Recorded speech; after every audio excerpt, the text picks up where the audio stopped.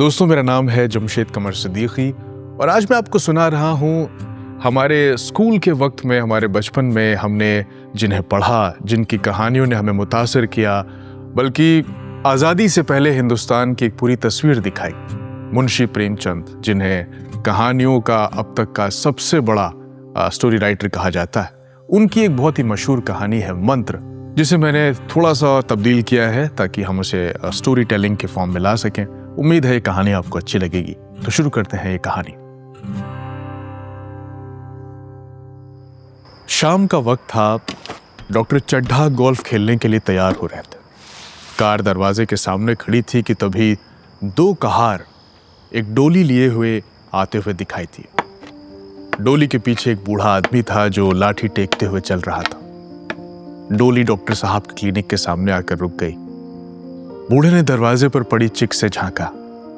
अंदर की साफ सुथरी जमीन पर पैर रखते हुए से डर लग रहा था कि कहीं डॉक्टर साहब डांट न दे। उस डोली में एक लड़का था, उस बूढ़े का लड़का था शायद। डॉक्टर साहब सामने खड़े थे, लेकिन बूढ़े की हिम्मत नहीं हुई कुछ कहने की। डॉक्टर साहब ने देखा कि कोई खड़ा है तो गरज के बोले, कौन है वहां? हाँ, कौन है? बोलते क्यों नहीं? इसने कहा, हुजूर मैं बड़ा गरीब आदमी हूं साहब। मेरा लड़का कई दिन से। अरे यार, कल सवेरे आना यार, इस वक्त मरीजों को नहीं देखता हूं मैं। बूढ़े ने अचानक घुटने टेक दिए और बोला, ऐसा न कीजिए सरकार, लड़का मर जाएगा हमारा।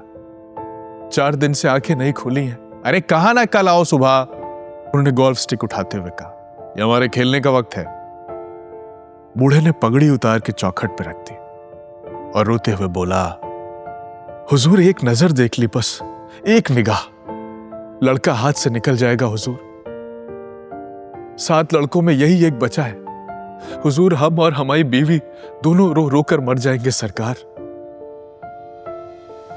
अब क्या था साहब कि ऐसे देहाती तो उनके दरवाजे पर हर रोज आया करते थे। डॉक्टर साहब ये बहुत अच्छे से जानते थे कि इनको कुछ भी कहते रहो, ये लोग ऐसे ही डटे रहते हैं। तो उन्होंने कुछ भी नहीं कहा। निकले, धीरे से चिक उठाई और बाहर निकल गए अपनी कार की तरफ। बूढ़ा ये कहता हुआ उनके पीछे दौड़ता रहा कि सरकार बहुत एहसान होगा साहब, हुजूर रहम कीजिए, बहुत गरीब हूं साहब, दुनिया में कोई और नहीं है बाबूजी।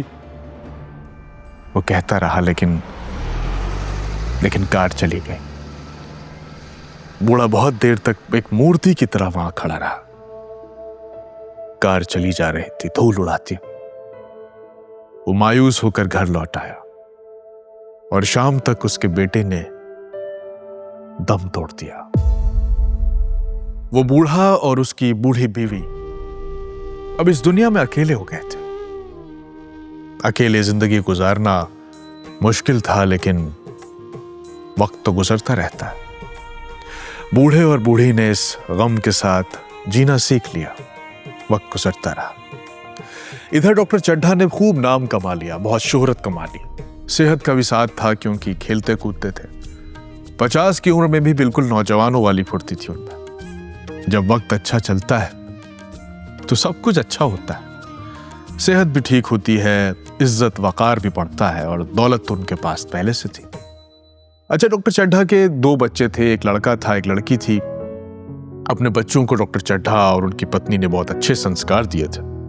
डॉक्टर साहब से मिलने आए उनके दोस्तों को वो सर झुकाकर प्रणाम करते थे। पढ़ाई में बहुत अच्छे थे। माँ बाप के साथ पूजा पाठ में भी रोजाना हाथ जोड़े खड़े रहते थे। लड़का जो था वो कॉलेज में पढ़ता था, कैलाश नाम था उसका, 19 साल का था। कुछ हफ्तों में ही उसकी 20वीं सालगिरह भी थी, जिसकी तैयारी बंगले पर जोर शोर से चल रही थी। दूर दराज के दोस्तों रिश्तेदारों को इनवाइट किया गया था। बंगला सजने लगा था। बाकी के इंतजाम किए जा रहे थे।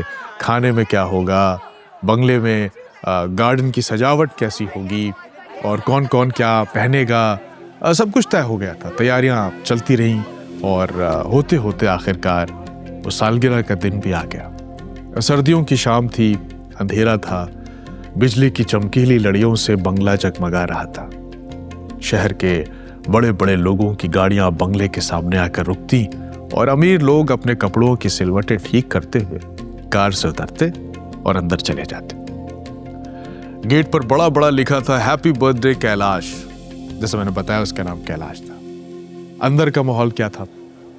अंदर हरी भरी घास थी, उस पर कुर्सियां बिछी हुई थीं। शहर के रईस और नेता लोग एक तरफ बैठे हुए थे। उनके लिए सामने कुछ अंगीठियां भी लगी हुई थी कि उससे वो लोग हाथ ताप सके, क्योंकि ठंड थी। एक तरफ कैलाश के कॉलेज के स्टूडेंट्स थे, दूसरी तरफ वो बैठे अपना खाना खा रहे थे। बिजली की रोशनी से मैदान जगमगा रहा था। कैलाश काले रंग की एक रेशमी कमीज पहने था। नंगे पांव इधर से उधर दोस्तों की आवभगत में लगा हुआ था। कोई उसको पुकारता, अरे कैलाश जरा इधर आना। कोई उसको उधर से पुकारता, कैलाश उधर ही रहोगे क्या? सभी उसे छेड़ रहे थे, चुहल हो रही थी। कैलाश अपने स्कूल में दोस्तों के बीच बहुत मशहूर था। खासकर उसकी एक दोस्त थी, मृणालिनी नाम था उसका, जो उसके कुछ ज्यादा करीब थी। कैलाश भी उसे इंप्रेस करने की कोई कसर नहीं छोड़ता था, खासकर जब वो उसे अपने पाले हुए सांप दिखाता था। जी हाँ, कैलाश को एक अजीब शौक था। वो सांप पालता था। उसे सांपों से एक अजीब सा लगाव था। देश भर से अलग अलग हिस्सों से वो सांप मंगवाता था और उन्हें घर में एक ढाबली से बनवाई हुई थी उसने, उसमें रखता था। अक्सर अपने दोस्तों को इंप्रेस करने के लिए सांप का करतब दिखाता था। कभी गले में सांप डाल लेता, कभी उसे मफलर की तरह लपेट लेता। दोस्त वगैरह ताली बजाते। हालांकि मृणालिनी जो थी वो बार बार मना करती कि भाई ये सांप वाला खेल मत खेला करो, कोई और शौक पाल लो। लेकिन जब मृणालिनी ऐसा कहती तो कैलाश को थोड़ा और मजा आता, कुछ और हीरो सा महसूस करता, जैसे मैं बड़ा रिस्की काम कर रहा हूं और हीरोइन जो है वो करने से मना कर रही। तो बर्थडे में भी किसी ने उससे कह दिया कि भाई वो अपने सांप वाला खेल तो दिखाओ यार। कैलाश को जोश आ गया। उसने कहा कि आज तो उसी का दिन है, और फिर मृणालिनी भी थी सामने। तो बस साहब कैलाश जो थे वो भाग कर गए और अपनी ढाबली से एक सांप निकाल कर लाए और उसे करतब दिखाने लगे। अब वहाँ पर उसके स्कूल के दोस्त यार थे, सब तमाशा होने लगा, हा हा हू होने लगा, तालियां बज रही हैं। कैलाश और जोश में आ गए। अब वो कभी सांप को चूमे, कभी सर पे रख ले, कभी कंधे पर लटकाए। तालियां बज रही थी, खेल चल रहा था कि तभी अचानक कैलाश के मुंह से उफ, अरे, इसकी आवाज आई। भीड़ में सुगबुगाहट हुई। सबने देखा कि कैलाश की उंगली से टप टप करके खून टपक रहा था। वो उंगली झटक रहा था। उसने जोर से उंगली दबा ली और अपने कमरे की तरफ तेजी से दौड़ा। वहां मेज की दराज में एक जड़ी बूटी रखी थी। उसने जल्दी से वो लगाने लगा। तब तक मजमे में शोर मच गया था। दौड़कर डॉक्टर चड्ढा भी कमरे में आए और कैलाश की उंगली देखी। वो घबराए हुए थे। तब तक कुछ और लोग भी आ गए। हड़बड़ी में उंगली को जड़ से उसकी जो रस्सी थी वो बांध दी गई ताकि जहर और ना फैले। वो डॉक्टर चड्ढा जो थे वो कोई दवा लगाना चाहते थे। उन्हें इस जड़ी बूटी पर कोई यकीन नहीं था जो कैलाश लगा रहा था, लेकिन कैलाश ने रोक लिया। उसे उस पर पूरा भरोसा था। मृणालिनी की आंखों में आंसू थे और चेहरे पर बदहवासी थी। वो कैलाश की उंगली से टपकते हुए खून को रुमाल से पोंछ रही थी। डॉक्टर चड्ढा इससे पहले कि अपनी कोई दवा दे पाते, जहर असर दिखाने लगा था। जड़ी बूटी का कोई असर नहीं हुआ था। उसी 1 मिनट में कैलाश की आंखें झपकने लगी, होठों पर पीलापन छाने लगा। अब वो खड़ा नहीं रह पा रहा था। फर्श पर बैठ गया। सारे मेहमान कमरे में जमा हो गए। कोई कुछ कहता था, कोई कुछ कहता था। 1 मिनट और बीता और कैलाश की आंखें बंद होने लगी। डॉक्टर साहब ने पूछा, कैलाश बेटा कैसी तबीयत है तुम्हारी? कैलाश ने धीरे से हाथ उठा दिया, पर वो कुछ बोल नहीं पाया। डॉक्टर साहब ने सर पकड़ लिया। क्या बताऊं, मैं इसकी बातों में आ गया। मैं दवा देने वाला था, मगर अब तो जहर फैल गया है, कहते हुए उनकी आवाज लड़खड़ा रही थी। डॉक्टर चड्ढा की पत्नी यानी कैलाश की मां, उनका रो रो कर बुरा हाल था। लोग उन्हें संभाल रहे थे, पर सब कुछ इतना तेजी से हुआ था कि किसी को पता ही नहीं चल पाया। कैलाश की आंखें अब लगभग बंद थी। जहर लगभग फैलना शुरू हो गया था। थोड़ी देर पहले जहां जश्न हो रहा था, अब वहां मातम पसरने लगा था। भीड़ में एक साहब ने अचानक से कहा, देखिए डॉक्टर साहब, अब दवा इलाज का टाइम तो चला गया, नीला पड़ने लगा है। अब एक काम हो सकता है, अगर कोई मंत्र झाड़ने वाला मिले तो शायद बच्चा, इसकी जान बच जाए शायद। तभी एक दूसरे दाढ़ी वाले शख्स थे, उन्होंने भी कहा, हाँ साहब, बात तो जायज है आपकी, कोई जहर झाड़ने वाला अगर मिल जाए मंत्र पढ़ के तब कुछ हो सकता है, मैंने बड़े बड़ों को देखा है, इसी से ठीक हुए हैं वो। डॉक्टर चड्ढा रोते हुए बोले, मेरी अकल पे पत्थर पड़ गया था कि मैं इसकी बातों में आ गया, उसी वक्त उंगली काट देता इसकी तो ये नौबत नहीं आती। बार बार समझाता रहा कि बेटा सांप ना पालो, मगर कौन सुनता था। अरे बुलाइए जिसको भी आप कह रहे हैं बुलाने वाले को, कोई मेरी पूरी दौलत ले ले, सब कुछ ले ले, बस मेरा कैलाश वापस आ जाए, मैं बस लंगोट बांधकर घर से निकल जाऊंगा, ये सब कुछ उसका होगा, बस मेरा कैलाश मुझे वापस मिल जाए, भगवान का वास्ता आप लोगों को। चड्ढा साहब के बंगले में रोशनी अब भी जगमगा रही थी, लेकिन अब वहां खामोशी पसरी हुई थी। उसी बंगले से, यानी जहां यह सब कुछ हो रहा था, वहां से कुछ मील दूर पर एक और गांव था। उस गांव में एक छोटी सी झोपड़ी थी और उस झोपड़ी में रहते थे एक बूढ़ा और बूढ़ी। बूढ़ा और बूढ़ी अंगीठी के सामने बैठे जाड़े की रात ताप रहे थे। बूढ़ा नारियल पीता था और बीच बीच में खांसता जाता था। बुढ़िया दोनों घुटनों में सर डाले आग की तरफ ताक रही थी। एक मिट्टी के तेल की कुप्पी ताक पे जल रही थी। घर में ना चारपाई थी, ना कोई बिछौना था। एक किनारे थोड़ी सी पुआल पड़ी हुई थी। इसी कोठरी में एक चूल्हा था। इन दोनों की जिंदगी बहुत सादा थी। बुढ़िया दिन भर उपले और सूखी लकड़ियां बटोरती थी। बूढ़ा रस्सी बटकर बाजार में बेच जाता था। यही उनकी जिंदगी थी, यही उनकी रोजी थी। उन्हें ना किसी ने रोते हुए देखा, ना हंसते हुए देखा। उनका सारा वक्त जिंदा रह जाने में कट जाता था। मौत जब दरवाजे पर हो तो हंसने या रोने की फुर्सत भी कहां होती। तो उस रात खामोशी तोड़ते हुए बुढ़िया ने पूछा बूढ़े से, कल के लिए अनाज तो है नहीं, काम क्या करोगे? बूढ़ा बोला, कुछ नहीं, जाकर सेठ से 10 सेर अनाज ले आऊंगा उधार में।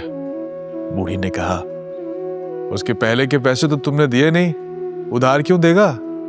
अरे नहीं देगा तो ना सही, घास तो कहीं नहीं गई। दोपहर तक क्या 2 आने भी नहीं मिलेंगे, घास काट लूंगा। इतने में एक आदमी ने दरवाजे पर आवाज दी, भगत, भगत, सो गए क्या? जरा दरवाजा खोलो। भगत अचानक हड़बड़ा गया। कौन आ गया इतनी रात में? वो लाठी टेकता हुआ उठा और आहिस्ता ऐसा दरवाजे के पास पहुंचा, दरवाजा खोला। एक आदमी ने अंदर आकर कहा, अरे भगत, वो डॉक्टर चड्ढा बाबू के लड़के को सांप ने काट लिया है। चड्ढा बाबू के लड़के को? ये वही चड्ढा बाबू है ना जो वो छावनी में बंगले में रहते हैं? हाँ हाँ वही है। अरे शहर में शोर मचा हुआ है, तुम तो झाड़ फूंक कर लेते हो ना। चले जाओ, लड़का बचा लो उनका, आदमी बन जाओगे। बूढ़े के चेहरे पर कोई तासुरात नहीं आए, बस बोला, मैं नहीं जाता, मेरी बला जाए। अरे चले जाओ यार, क्या जाता है तुम्हारा? बूढ़े की आंखों के सामने पुराना वक्त गुजरने लगा। वही दिन जब वो गया था उनके सामने गिड़गिड़ाते हुए अपने बेटे के लिए, लड़का मर जाएगा हमारा। पर तब वो गोल्फ खेलने जा रहे थे। दोनों रोकर मर जाएंगे सरदार। अरे सोच क्या रहे हो? उस आदमी ने कहा, जाओगे? मैं नहीं जाऊंगा। तो ना जाओ, मेरा क्या जाता है, मैंने सोचा बता दूं तुम्हें, आगे तुम्हारी मर्जी, जा रहा हूं मैं। वो आदमी चला गया। बूढ़े भगत ने दरवाजे बंद कर लिए, फिर चिलम पर तंबाकू रखकर पीने लगा। बुढ़िया ने कहा, इतनी रात गए जाड़े पाले में कौन जाएगा? अरे दोपहर होती तो भी नहीं जाता मैं, सवारी दरवाजे पर लेकर आते तब भी नहीं जाता।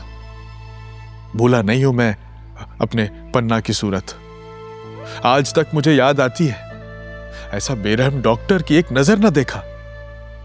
एक निगाह देख लेता तो बच जाता मेरा लड़का। आज ये हाल नहीं होता हमारा। नहीं जाऊंगा, मैं नहीं जाऊंगा। बूढ़े ने यह कहा। बुढ़िया ने कोई जवाब नहीं दिया।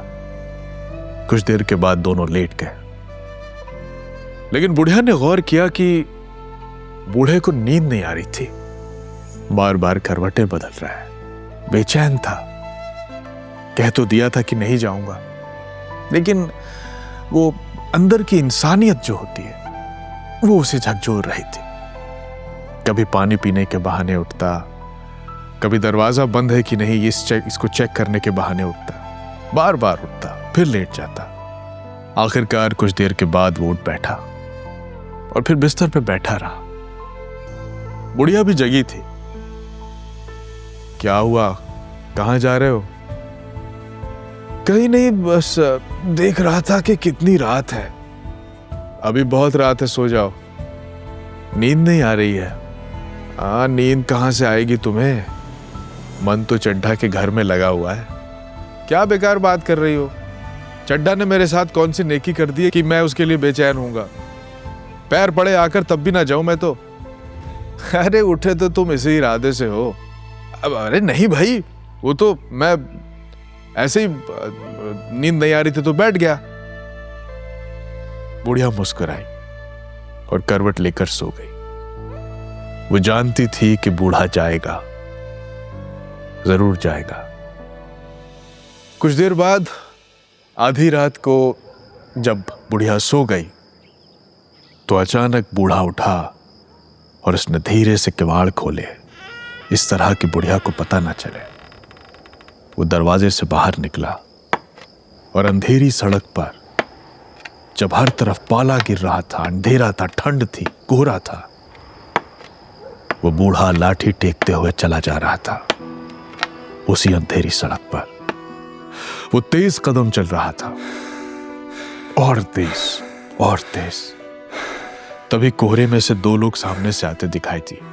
गांव के ही जानने वाले थे। बोले, अरे पता चला? एक ने कहा, चड्ढा का घर उजड़ गया भैया, एक ही लड़का था बेचारे का।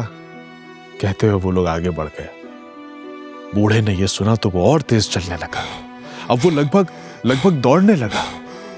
इतना तेज कि लगता था कि गिर पड़ेगा।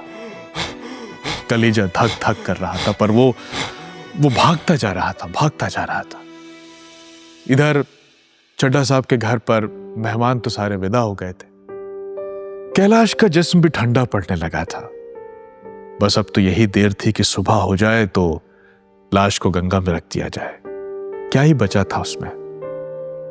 तभी कोई डॉक्टर साहब के पास आया और उनके कान में बोला, डॉक्टर साहब, दरवाजे पर कोई बूढ़ा आया है। डॉक्टर साहब उठ खड़े हुए। उन्हें लगा कि कोई झाड़ने फूकने वाला होगा। बाहर गए तो वाकई लाठी टेके हुए बूढ़ा एक आदमी खड़ा था। चड्ढा साहब उसे नहीं पहचानते थे। उस बूढ़े आदमी की तरह तो सैकड़ों लोग रोजाना उनके पास आते थे, वो क्या जाने। पर उन्होंने उसे देखा गौर से। कमर झुकी हुई, पोपला मुंह, भौवें सफेद, ठंड में लकड़ी के सहारे कांप रहा था वो। बोला, भैया कहाँ है? जरा मुझे दिखा दीजिए। भगवान बड़ा कारसाज है, मुर्दे को भी जिला सकता है साहब। कौन जाने अब उसे दया ही आ जाए। चड्ढा ने लड़खड़ाती आवाज में कहा, देख लो भैया, मगर 3-4 घंटे हो गए हैं। जो होना था अब वो हो चुका है। झाड़ने फूकने वाले भी कुछ आए थे, देख कर चले गए सब। डॉक्टर साहब को उम्मीद तो क्या ही थी, पर शायद उस बूढ़े पर ही दया आ गई थी। अंदर ले गए। भगत ने उस कैलाश की जो लाश, उसे लाश ही कहेंगे लगभग, उसे 1 मिनट तक देखा। तब मुस्कुरा कर बोला, अरे अभी कुछ नहीं बिगड़ा है बाबूजी। ऊपर वाला चाहेगा तो आधे घंटे में भैया उठ बैठेंगे। आप दिल ना छोटा करो। जरा कहारों से कहिए कि पानी भर दे। एक शोर समझ गया। उम्मीद की नई किरण जब जागती है तो ऐसा ही होता है। कहारों ने पानी भर भर कर कैलाश को नहलाना शुरू कर दिया। पाइप बंद हो गया। कहारों की तादाद कम थी तो इसलिए मेहमानों ने अहाते के बाहर जो कुआं था वहां से पानी भर भर कर कहारों को दिया। मृणालिनी ने कलासा लिए वो भी पानी लेकर चल रही है, पर बूढ़ा भगत ये सब खड़ा मुस्कुरा मुस्कुरा कर मंत्र पढ़ रहा था, मानो जीत उसके सामने खड़ी है। जब एक बार मंत्र खत्म हो जाता तब वो एक जड़ी सा लेता, कुछ जड़ी बूटी सा, और वो कैलाश के सिर पर बार बार डालता। न जाने कितनी बार भगत ने मंत्र फूके। ये सब पूरी रात चलता रहा। जब आसमान में हल्की रोशनी हुई तब एक चमत्कार हुआ। कैलाश ने भी लाल लाल आंखें हल्की हल्की खोल दी। डॉक्टर चड्ढा ने दौड़कर अपनी पत्नी को गले लगा लिया। पत्नी दौड़कर भगत जी के यानी इस बूढ़े के पैरों में गिर पड़ी और मृणालिनी कैलाश के सर पर हाथ फेरने लगी, रोने लगी। खुशी के मारे सबके चेहरे जैसे खिल गए थे। एक पल में चारों तरफ खबर फैल गई कि दोस्त यारों में एक दूसरे को मुबारकबाद देने लगे। डॉक्टर साहब वहां मौजूद सभी के सामने बूढ़े आदमी की तारीफ करते नहीं थक रहे थे। सभी लोग बूढ़े को देखने की कोशिश में थे कि एक नजर उनके दर्शन हो जाए। अब वो बूढ़ा नहीं था, अब वो बूढ़े बाबा हो गए थे। अचानक एक आवाज गूंजी, अरे वो बूढ़े बाबा कहाँ हैं? वो दिख नहीं रहे, कहाँ चले गए? बूढ़ा अचानक गायब हो गया था। नौकरों ने कहा, अभी तो यहीं बैठे चिलम पी रहे थे, हम लोग तंबाकू देने लगे तो ली नहीं, अपने पास से तंबाकू निकाल के भरी, फिर पता नहीं कहां चले गए वो।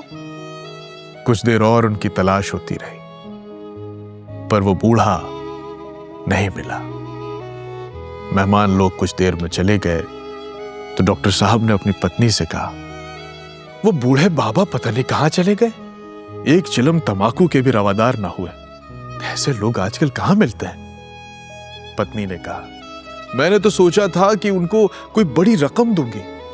खैर, वो जो कोई भी हो, भगवान उन्हें हमेशा खुश रखे बस।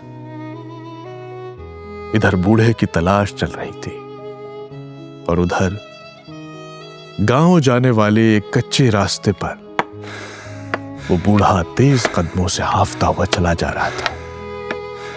तेज और तेज। वो उसी रफ्तार से भाग रहा था जिस रफ्तार से वो आया था। बार बार सर उठाकर आसमान की तरफ देखता। वो बस इतना चाहता था कि बुढ़िया के उठने से पहले वो घर पहुंच जाए, ताकि उसे पता ना चले कि वो डॉक्टर चड्ढा के घर गया था।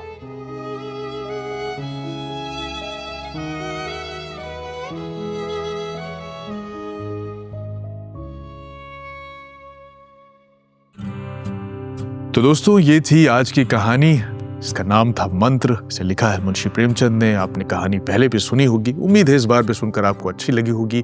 अगर आप कोई कहानी स्पॉटिफाई पे सुन रहे हैं या एप्पल पॉडकास्ट पे सुन रहे हैं तो आप हमें रेटिंग्स दें। वहाँ एक फॉलो का बटन है, वो भी दबा सकते हैं आप, ताकि अगले हफ्ते जब आपको मैं अपनी लिखी हुई कहानी सुनाऊँ या कुछ कॉमेडी या थ्रिलर कुछ भी सुनाऊँ तो उसका नोटिफिकेशन आप तक पहुँच सके।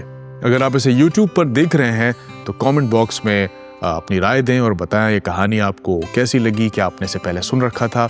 जो भी आप कहना सुनना चाहते हो वो बताएं। मुझसे कुछ कहना सुनना हो तो मैं सोशल मीडिया के सभी प्लेटफॉर्म्स पे अवेलेबल हूँ, आप मुझसे बात कर सकते हैं। इस कहानी का साउंड डिजाइन किया है सूरज सिंह ने। अगले हफ्ते लौटूंगा एक और नई कहानी के साथ। मेरा नाम है जमशेद कमर सिद्दीकी। दुआ में याद रखिएगा।